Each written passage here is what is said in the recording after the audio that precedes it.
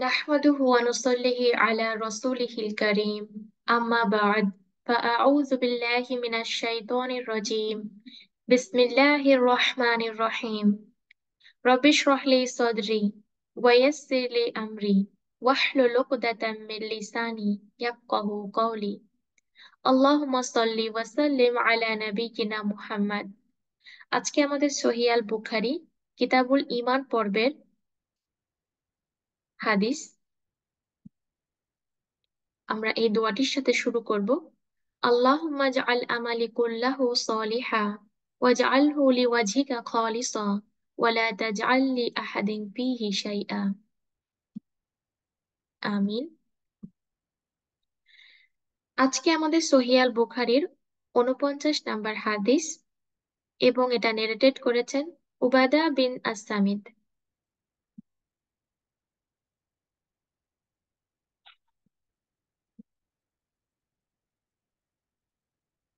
عن أنس قال: أخبرني عبادة بن الصامت أن رسول الله صلى الله عليه وسلم خرج يخبر بليلة القدر، فتلاحى رجلان من المسلمين فقال: إني خرجت لأخبركم بليلة القدر، وإنه تلاحى فلان وفلان، فرفعت وعسى أن يكون خيرا لكم التمسوها في السبع والتسع والخمس। রাসূলুল্লাহ সাল্লাল্লাহু আলাইহি সাল্লাম লোকদেরকে আল কদরের রাত সম্পর্কে অবহিত করার জন্য বের হয়ে গেলেন, কিন্তু সেখানে দুই মুসলিম পুরুষের মধ্যে ঝগড়া হয়।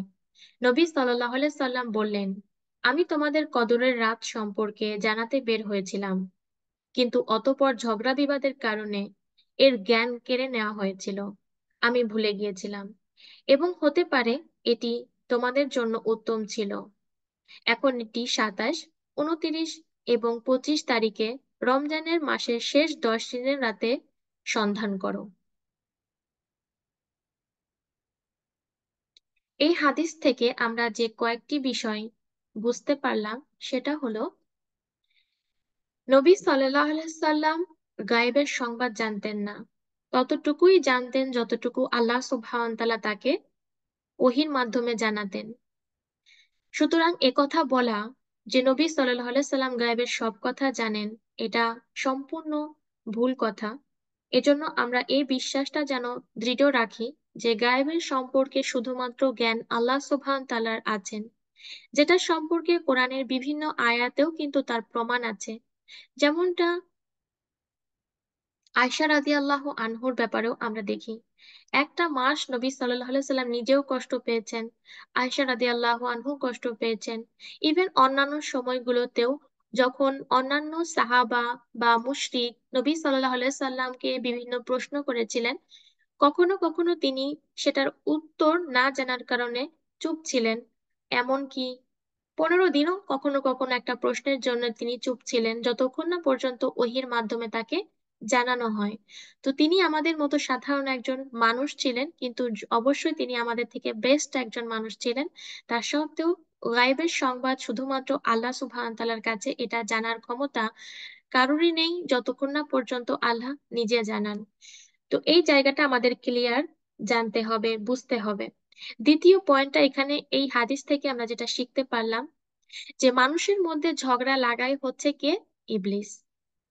আর হিসাব অনুযায়ী সেই সময়টা ওহী নাজিলের সময় ছিল, নবী সাল্লাল্লাহু আলাইহি সাল্লাম মজুদ ছিলেন, তা সত্ত্বেও শয়তান সেখানে ছিল এবং মানুষের মধ্যে ঝগড়া লাগাতো, যেন মানুষ ঝগড়া করে এবং মুখ থেকে এমন কথা বের করে যেটা স- একজন মুসলিমের জন্য, একজন মুমিনের জন্য শোভনীয় নয়।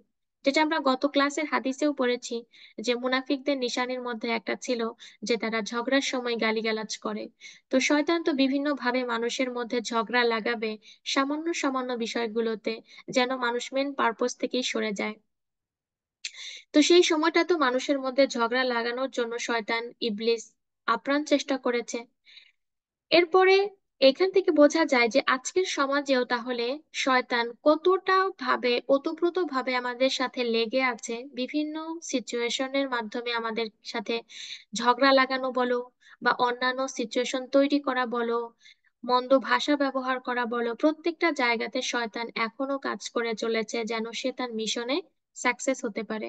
তো আপ্রাণ অনর্গল সে কাজ করে যাচ্ছে, তখনও করেছে, এখনো করছে।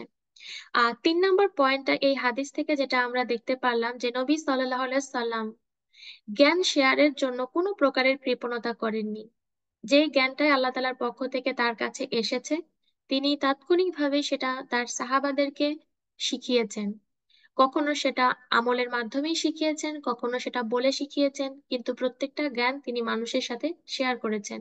তো এটা একজন মুবাল্লিগের জন্য খুবই ইম্পর্ট্যান্ট একটা বিষয়, এমনকি সেই সব ব্যক্তিদের জন্যও যারা জ্ঞান অর্জন করছে। সুতরাং জ্ঞান অর্জন করার পর সেটা নিয়েও যেন আমাদের মধ্যে কোনো কৃপণতা না থাকে। আমরা আমাদের জন্য যেমন জান্নাত কামনা করি, আমরা আমাদের আশেপাশের মানুষের জন্য যেন তেমনই ভাবে জান্নাত কামনা করি। আর সেটার জন্য এলমের বিপরীত আর কোনো কিছুই হতে পারে না। কারণ যত বেশি এলম হবে তত বেশি একজন ব্যক্তির জন্য আমল করা সহজ হয়ে যাবে, তত বেশি সে আরো বেশি স্ট্রাইভ করবে উত্তম কাজগুলো করার জন্য।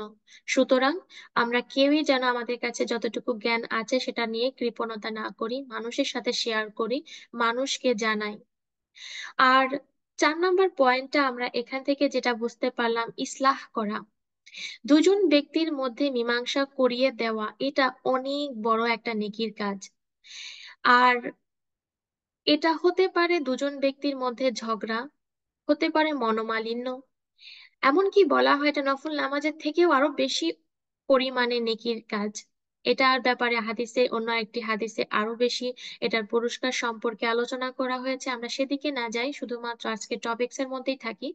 সুতরাং আমরা বুঝতে পারলাম যে দুজন ব্যক্তির মধ্যে ঝগড়া মীমাংসা করে দেওয়াটা এটা অনেক বড় একটা নেকির কাজ। আর এখানে এটাও বোঝা যাচ্ছে নবী সাল্লাল্লাহু আলাইহি সাল্লাম যখন সেই তথ্যটা দেওয়ার জন্য বের হয়েছেন, তখন সামনে এই দুজন ব্যক্তির ঝগড়া মীমাংসা করাতেই তিনি সেখানে থেমে গেছেন, এবং তাদের মীমাংসা করাতে করাতে যেই ব্যাপারটা তিনি মানুষের কাছে প্রচার করতে এসেছিলেন সেটা আল্লাহ তাআলা ভুলিয়ে দিয়েছেন।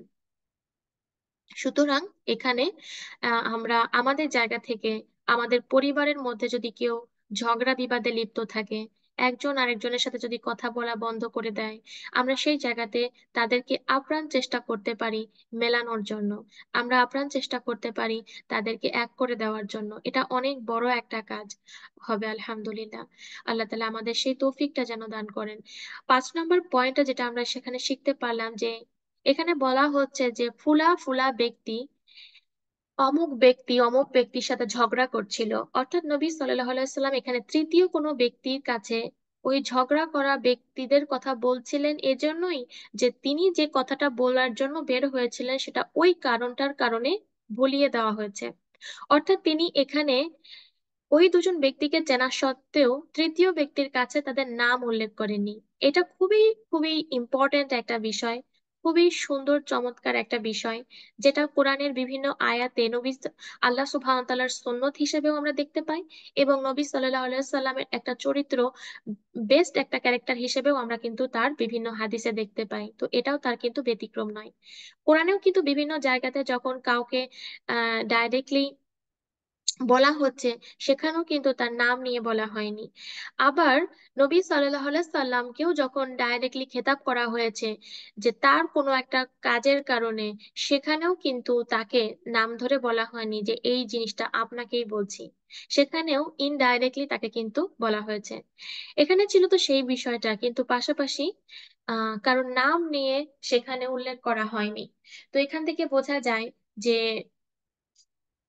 কাউকে কোনো সময় শিক্ষার কোনো কিছু বলার জন্য ব্যাখ্যা দিতে গেলে বা এক্সাম্পল দিতে গেলে আমরা অন্য ব্যক্তিদের এক্সাম্পল অবশ্যই নিতে পারি, কিন্তু সেখানে আমরা কখনোই তাদের নামকে ব্যবহার করব না, কারণ সেটা গীবতের মধ্যেও চলে আসবে, এবং সেই ব্যক্তিদের ব্যাপারে মানুষের মধ্যে একটা খারাপ ধারণা চলে আসবে।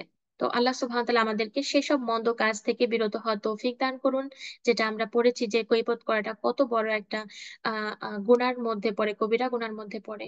তো এখানেও নবী সাল্লাল্লাহু আলাইহি সাল্লামের সুন্নতটা আমরা লক্ষ্য করি যে তিনি জানা সত্ত্বেও কিন্তু সেই দুজন ব্যক্তির নাম সেখানে উল্লেখ করেননি।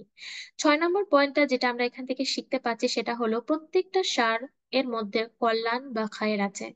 অর্থাৎ একটা ঘটনা আমাদের জীবনে যেটা আসে, বাহ্যিকভাবে দেখতে সেটা সার বা একটা ক্ষতি, কিন্তু প্রত্যেকটা ক্ষতি, প্রত্যেকটা অকল্যাণ দেখতে মনে হলেও তার মধ্যে কল্যাণকর কিছু জিনিস থাকে।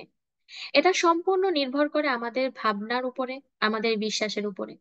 যে যতটা বেশি আল্লাহ তাআলার উপরে পজিটিভ ধারণা রাখবে, সে ততটা বেশি সেখান থেকে কল্যাণ খুঁজে পাবে। আর যে যতটা বেশি নেগেটিভ চিন্তা করবে, সেই অকল্যাণের মধ্যে সে কখনোই কল্যাণ খুঁজে পাবে না। সুতরাং এটা সম্পূর্ণ আমাদের নিজেদের উপরে আছে, এটার থেকে আমরা কল্যাণ পাবো নাকি এটা থেকে আমরা অকল্যাণ পাবো। তো আল্লাহ সুবহান তাআলা আমাদের উপরে যেই সিচুয়েশন গুলোই অর্পণ করুন না কেন, সেটার মধ্যে কিছু না কিছু কল্যাণ থাকে। আমাদের এটা শুধুমাত্র আমরা আজকের হাদিসের সাথেই শুধু সীমাবদ্ধ রাখবো না, বরঞ্চ এটা আমরা বিভিন্ন জায়গাতেও একটু ম্যাচ করে দেখব যে এই জায়গাতে এই ক্ষতিটা না হলে আমার হয়তো বা এই উপকারটা হতো না। তো আমরা যদি প্রত্যেকটা ক্ষতির সময় বা প্রত্যেকটা মুশকিল অবস্থার সময় আমরা আল্লাহ সুবহানাহু তাআলার কাছে দোয়া করি যে আল্লাহ আমাদের এই মধ্য থেকে উত্তম জিনিসগুলো দান করো, তাহলে অবশ্যই সেখান থেকে আমরা কল্যাণকর জিনিসগুলো খুঁজে পাবো। এমনকি আমরা যেই প্রকৃতির যে একটা দোয়া, যখন প্রচন্ড পরিমাণে বৃষ্টি হওয়া বা প্রচন্ড পরিমাণে বাতাস হওয়া বা প্রকৃতির যে মানে অন্যরকম কোন একটা জিনিস সৃষ্টি হওয়া যেটা মানুষের একটা ভয়ের কারণ দাঁড়াবে, সেটার জন্য যে নবী সাল্লাল্লাহু আলাইহি ওয়াসাল্লাম দোয়া শিখিয়েছেন, তাও কিন্তু সেটার মধ্য থেকে এই কথাটাই উল্লেখ বের করে আনে যে এটার মধ্যে যে কল্যাণ আছে সেটা আমাদেরকে দান করো, এ যেটা অকল্যাণ আছে সেটা আমাদের কাছ থেকে দূর করে নাও। সুতরাং প্রত্যেকটা জিনিসের মধ্যেই আমাদের কল্যাণ আছে। এমনকি আমরা যদি সূরা আহ আহ একটি সূরার মধ্যে যেখানে আমরা মুসা আলাইহিস সালাম যখন ইলম অর্জন করার জন্য যান, সেখানেও দেখেছি যে কিভাবে আহ উম, উস- আহ, সেখানে বিভিন্ন পরিস্থিতি সৃষ্টি করা হয় যে একটা ছেলেকে খুন করে ফেলা, সেটার বাহ্যিকভাবে দেখতে মনে হচ্ছে যে এটা অনেক বড় একটা অকল্যাণ হয়ে গেল, অনেক বড় একটা ক্ষতি হয়ে গেল, কিন্তু সেটার পেছনেও কিছু না কিছু কল্যাণ ছিল। তো এমন করে আমাদের জীবনের প্রত্যেকটা মুহূর্ত যেগুলো আমাদের জীবনে আসে, আমরা প্রত্যেকেই চেষ্টা করব সেখানে কল্যাণ খোঁজার জন্য। 7 এবং শেষ নাম্বারের পয়েন্টটা যেটা আছে, যেই টপিকসটা ছিল আজকে, যে লাইলাতুল কদরের রাত খোঁজা, যেই পয়েন্টটা নবী সাল্লাল্লাহু আলাইহি সাল্লাম বলার জন্য বের হয়েছিলেন, এক্স্যাক্টলি কোন রাতটা ছিল সেটা আল্লাহ সুবহানাহু ওয়া তাআলা নবী সাল্লাল্লাহু আলাইহি সাল্লামকে জানিয়ে দিয়েছিলেন। কিন্তু দুজন ব্যক্তির ঝগড়ার কারণে তাকে সেই জিনিসটা ভুলিয়ে দিয়েছেন। এখন নবী সাল্লাল্লাহু আলাইহি ওয়াসাল্লাম বলছেন এর মধ্যেও কল্যাণ আছে, এটাই সেটাই খোঁজো। অর্থাৎ ফর এক্সাম্পল যদি আমরা লাইলাতুল কদরের ব্যাপারটাকে এখানে রাখি, যে এটার মধ্যে কিভাবে কল্যাণ আছে, যেখানে আমরা ভাবছি যে যদি ভালো হতো সেটা, যে যদি আমাদেরকে এক্স্যাক্টলি কোন দিন কদরের রাত সেটা বলে দেওয়া হতো, কিন্তু তার থেকেও না বলে দেওয়াটা আমাদের জন্য ভালো কিভাবে হলো, এভাবে চিন্তা করে যদি দেখি, একজন ব্যক্তি যদি জানতো যে অমুক রাতে লাইলাতুল কদর, তাহলে সে শুধুমাত্র ওই রাতটার ইবাদত করত, আর ততটুকুই সে পুরস্কার পেত। অপরদিকে যখন জানানো হয়নি, যখন সেটা ভুলিয়ে দেওয়া হয়েছে, তখন কি হলো, তখন এই পুরো রাতগুলোর মধ্য থেকে তিনি সেটা খুঁজে বের করার চেষ্টা করবে। আমরা খুঁজে বের করার চেষ্টা করব যে এর মধ্যে সেই রাতটি কোনটি। হতে পারে সেটা 21-এর রাত, হতে পারে 23, 25, 27, 29, যে কোনো একটা রাত হতে পারে। স্পেশালি বেজোড় রাতগুলোর মধ্যে খুঁজতে বলা হয়েছে। তো লাইলাতুল কদরের জন্য যখন একজন ব্যক্তি এই 5টা রাতই ইবাদত বন্দিগিতে মশগুল থাকবে, তখন যে রাত আসলেই কদর রাত সেটা তো পেলই, পাশাপাশি অন্যান্য রাতগুলোর ইবাদতের ফলাফলও কিন্তু সে উত্তম পর্যায়ে পেল। আর যদি জানতো যে অমুক রাতে কদরের রাত, তাহলে বাকি রাতগুলোতে ডেফিনেটলি সেভাবে ইবাদত করতো না যেভাবে সে এখন করছে। তো সুতরাং এই যে হয়ে যাওয়াটা, এই ভুলে যাওয়াটা আমাদের জন্য আসলেই অনেক বড় একটা কল্যাণকর ঘটনা ছিল।